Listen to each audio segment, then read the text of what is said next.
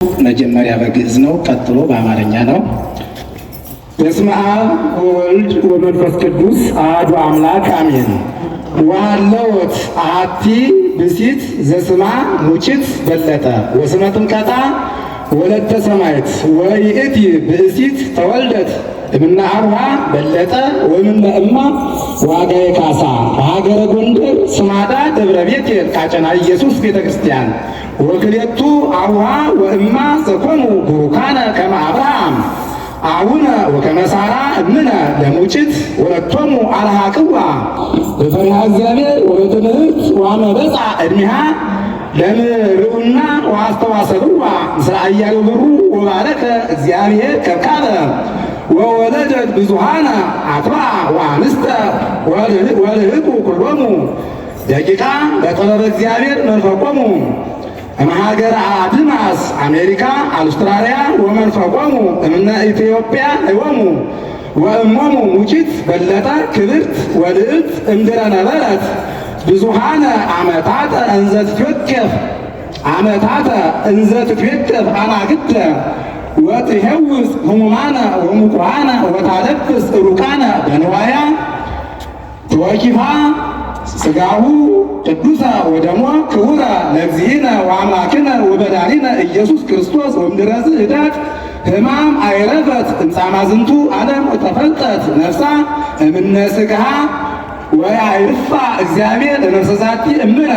በዕፅነ አብርሃም ይስሐቅ ወያዕቆብ አሜን። አርኬ ሰላም ለዝክረ ስምኪ ዘተዐውቀ በኩሉ ወክብረ ቅዱሳን ለኪ በምግባርኪ ይደሉ ወለተ ሰማዕት እምነ ለእግዚአብሔር አምሳሉ ጸልይ ወተንምሊ ውሉደ ሃይማኖት ይብሉ ወተከስተ በላዕሌኪ ለአምላክ ኃይሉ ሰላም ለግንዘተ ሥጋኪ ግንዘተ አበው ቀደምት ከመ ሠሩ አበዊነ በሥርዓቶሙ ቅድስት ወለተ ሰማዕት እምነ ውስተ ምድረ ጽድቅ ገነት ትነብሪ በምግባርኪ እስመ አልብኪ መንሱት ወአልቦ በውስቴታ ስልጣኑ ለሞት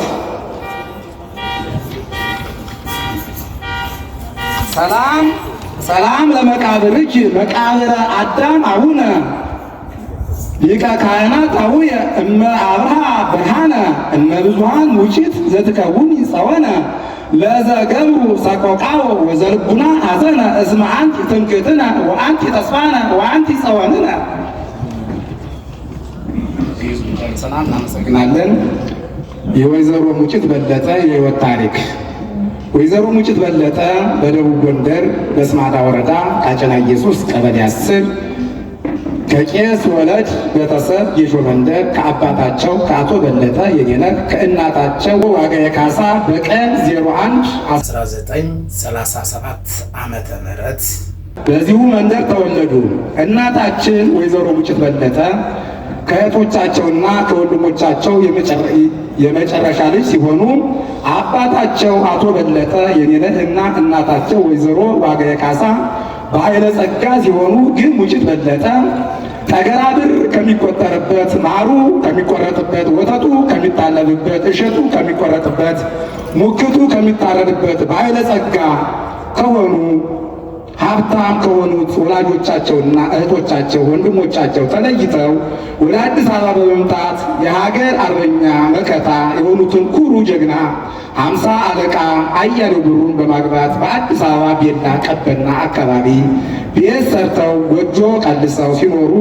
መልካም ትዳር በመያዝ እንግዳ በመቀበል የተራበውን በማብላት የተጠማውን በማጠጣት የታረዘውን በማልበስ ወገን ዘመድ እንግዳ በመቀበል ለጎረቤትና ለአካባቢ ማህበረሰብ ደግና ጥሩ እናት በመሆን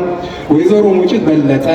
የ4 ወንዶችና የ4 ሴቶች ልጆች እናት እንዲሁም የ12 የልጅ ልጆችን ያደረሱ እናት ሲሆኑ ልጆቻቸውን በማስተማር በስነ ምግባርና በትህትና እንዲሁም በሃይማኖት በማሳደግ ደከመኝ ሰለቸኝ ሳይሉ ሁሉንም ልጆቻቸውን ከዲግሪ እስከ ማስተር እንዲሁም ከዛም በላይ በማስተማር ልጆቻቸውን ራሳቸውን እንዲችሉ ያደረጉ ሲሆኑ የእናትነት ግዴታቸውን ከትዳር አጋራቸው ከአርበኛ 50 አለቃ አያሌው ብሩ ጋር የተወጡ ቆራጥ እና ጀግና ሴት ነበሩ። በኋላም ባለቤታቸው አርበኛ 50 አለቃ አያሌው ብሩ ቢሞቱባቸውም ለጊዜው ቢያዝኑ ቢተክዙም በኋላ ግን ምድራዊ ፍላጎታቸውን በመተው በንስሐ አባታቸው አስተምሮ ወደ ቤተ ክርስቲያን በመገስገስ ለቅዳሴ፣ ለማህሌት፣ ለሰዓታት ሌሊት በመሄድ የሚቀድማቸው ሰው አልነበረም እና እናታችን ወይዘሮ ሙጭት በለጠ ሥጋ ወደሙ ተቀብለው ሕገ ወንጌልን ፈጽመው ሕገ እግዚአብሔርን አክብረው ጹመው አስቀድሰው ተዋሕዶ እምነታቸውን ጠብቀው ለነፍሳቸው ያደሩ መልካም ቅን ሰው ወዳድ አክባሪ ትሑት ሐቀኛ ጸሎተኛ ለእውነት እንጂ ለውሸት የማይኖሩ መልካም እናት ሲሆኑ ዙሮ ከቤት ኑሮ ከሞት እንዲሉ እናታችን ወይዘሮ ሙጭት በለጠ በደረሰባቸው ሕመም ምክንያት ሁሉም ልጆቻቸው ከውጭ ሀገር በመምጣት የሚወዷትን እናታቸውን ለማዳን ደከመኝ ሰለቸኝ ሳይሉ በጸበልና በሕክምና ሲረዷቸው ቆይተዋል። እናታችን ሙጭት በለጠ በሚወዷቸው እና በሚያፈቅሯቸው ልጆቻቸው ፊት በተወለዱ በ81 ዓመታቸው ጥቅምት 21 ለ22 አጥቢያ ሌሊት 10 ሰዓት ተኩል ከዚህ ዓለም በሞት አረፉ። እግዚአብሔር እናታችንን ነፍስ ይማር፣ በአብርሃምና በይስሐቅ ጎን ያስቀምጥልን፣ አሜን። በእናታችን ቀብር ስነ ስርዓት ላይ የተገኛችሁ ወገን ዘመዶቻችን፣ ጎረቤቶቻችን፣ ጓደኞቻችን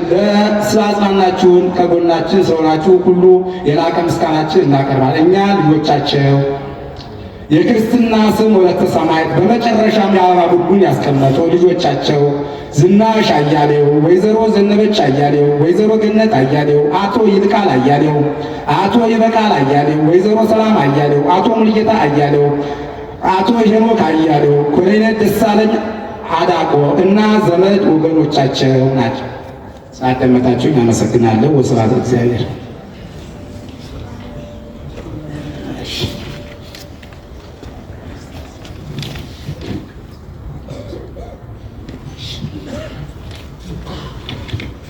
ያው ከዚህ በኋላ ወገን ዘመዶቻችን ወደ ቤት በመሄድ ምሳ እንድትጋበዙ ተብላችኋል ከልጆቻቸው